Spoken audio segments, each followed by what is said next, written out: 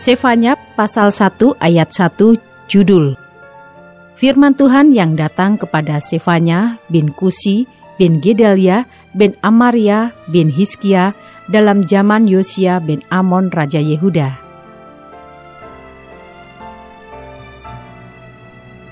Ayat 2-18, penghukuman pada hari Tuhan. Aku akan menyapu bersih segala-galanya dari atas muka bumi, demikianlah firman Tuhan. Aku akan menyapu manusia dan hewan. Aku akan menyapu burung-burung di udara dan ikan-ikan di laut. Aku akan merebahkan orang-orang fasik dan akan melenyapkan manusia dari atas muka bumi. Demikianlah firman Tuhan. Aku akan mengacungkan tanganku terhadap Yehuda dan terhadap segenap penduduk Yerusalem. Aku akan melenyapkan dari tempat ini sisa-sisa Baal dan nama para imam berhala. Juga mereka yang sujud menyembah di atas sotoh kepada tentara langit dan mereka yang menyembah dengan bersumpah setia kepada Tuhan, namun di samping itu bersumpah demi dewa Milkom. Serta mereka yang berbalik daripada Tuhan, yang tidak mencari Tuhan dan tidak menanyakan petunjuknya. Berdiam dirilah di hadapan Tuhan Allah, sebab hari Tuhan sudah dekat. Sungguh Tuhan telah menyediakan perjamuan korban dan telah menguduskan para undangannya.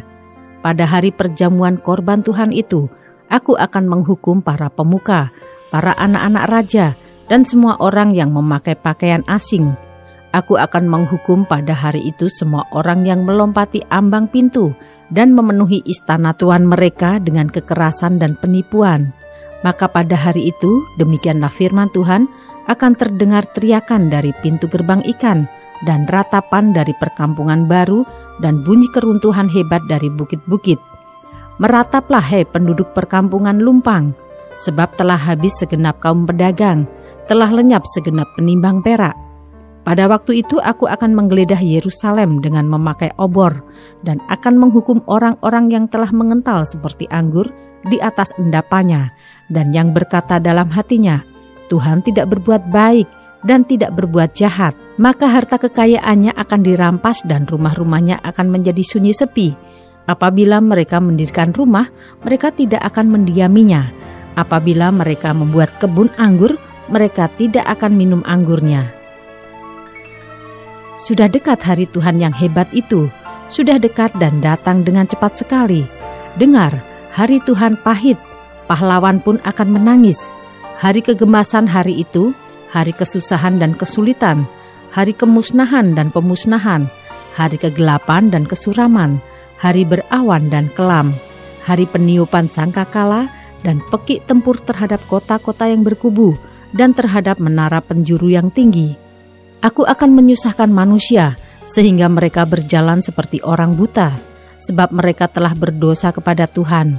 Darah mereka akan tercurah seperti debu dan usus mereka seperti tahi. Mereka tidak dapat diselamatkan oleh perak atau emas mereka pada hari kegemasan Tuhan, dan seluruh bumi akan dimakan habis oleh api cemburunya, sebab kebinasaan, malah kebinasaan dahsyat diadakannya terhadap segenap penduduk bumi.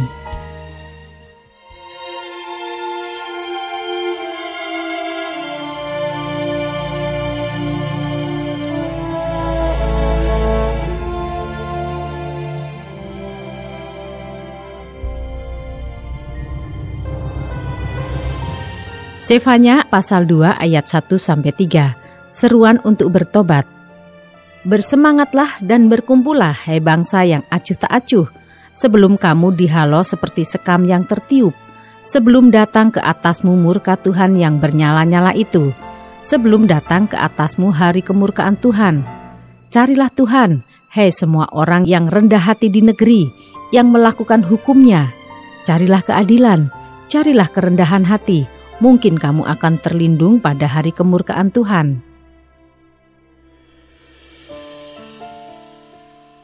Ayat 4-15, hukuman atas bangsa-bangsa. Sebab Gaza akan ditinggalkan orang dan Askelon menjadi sunyi.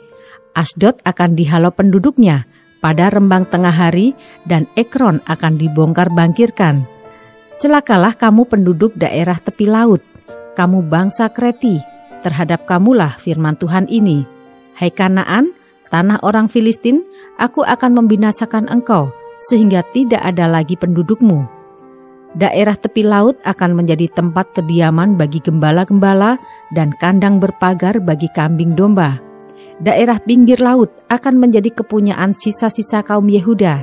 Mereka akan merumput di sana dan berbaring di rumah-rumah Askelon pada malam hari, sebab Tuhan Allah mereka akan memperhatikan mereka dan akan memulihkan keadaan mereka. Aku telah mendengar pencelaan dari pihak Moab dan kata-kata nista dari pihak Bani Amon, bagaimana mereka mencela umatku dan membesarkan dirinya terhadap daerah umatku itu. Sebab itu, demi aku yang hidup, demikianlah firman Tuhan semesta alam, Allah Israel, maka Moab akan menjadi seperti Sodom dan Bani Amon seperti Gomora, yakni menjadi padang jeruju dan tempat penggalian garam dan tempat sunyi sepi sampai selama-lamanya. Sisa-sisa umatku akan menjarah mereka, dan yang masih tinggal dari bangsaku itu akan memiliki mereka sebagai warisan. Inilah yang menjadi bagian mereka sebagai ganti kecongkaan mereka, sebab mereka telah mencela dan membesarkan diri terhadap umat Tuhan semesta alam. Tuhan akan mendahsyatkan mereka, sebab Ia akan melenyapkan para allah di bumi, dan kepadanya akan sujud menyembah setiap bangsa daerah pesisir, masing-masing dari tempatnya. Kamu pun, hai orang Etiopia, akan mati tertikam oleh pedangku. Ia akan mengacungkan tangannya terhadap utara, akan membinasakan Asyur, dan akan membuat Niniwe menjadi tempat yang sunyi sepi, kering seperti padang gurun. Dan di tengah-tengahnya akan berbaring kawanan binatang, yakni segala macam binatang hutan, baik burung undan maupun burung bangau akan bermalam di hulu tiangnya.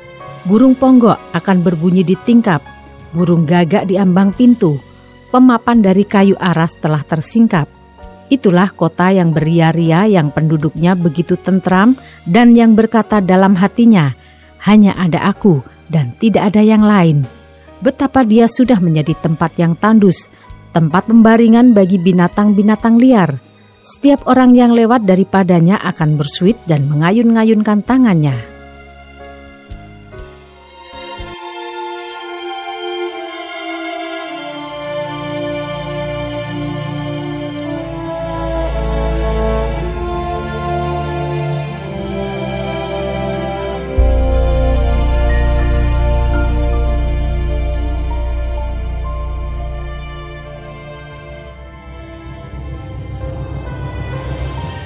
Sefanya pasal 3 ayat 1-8, hukuman atas Yerusalem. Celakalah si pemberontak dan si cemar, hai kota yang penuh penindasan. Ia tidak mau mendengarkan teguran siapapun dan tidak mempedulikan kecaman. Kepada Tuhan ia tidak percaya dan kepada Allahnya ia tidak menghadap. Para pemukanya di tengah-tengahnya adalah singa yang mengaum. Para hakimnya adalah serigala pada waktu malam, yang tidak meninggalkan apapun sampai pagi hari. Para nabinya adalah orang-orang ceroboh dan pengkhianat. Para imamnya menajiskan apa yang kudus, memperkosa hukum Taurat. Tetapi Tuhan adil di tengah-tengahnya, tidak berbuat kelaliman. Pagi demi pagi ia memberi hukumnya, itu tidak pernah ketinggalan pada waktu fajar. Tetapi orang lalim tidak kenal malu. Aku telah melenyapkan bangsa-bangsa, menara-menara penjuru mereka telah musnah. Aku telah merusakkan jalan-jalannya, sehingga tidak ada orang yang lewat. Kota-kota mereka telah ditanduskan, sehingga tidak ada orang dan tidak ada penduduk.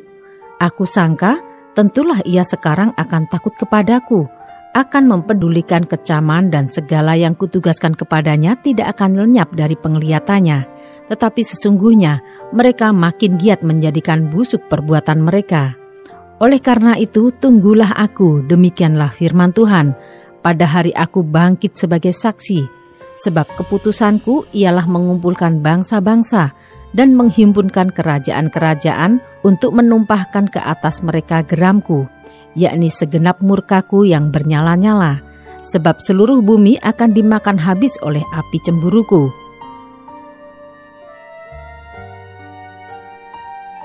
Ayat 9-20, janji keselamatan.